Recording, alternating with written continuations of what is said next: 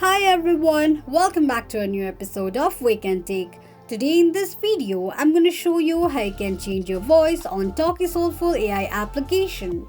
Keep watching the video till the end. To change your voice on Talkie Soulful, firstly go ahead and launch open your Talkie Soulful AI application. The home page of Talkie Soulful application will appear on the screen. Click on Me button at the bottom right corner of the page.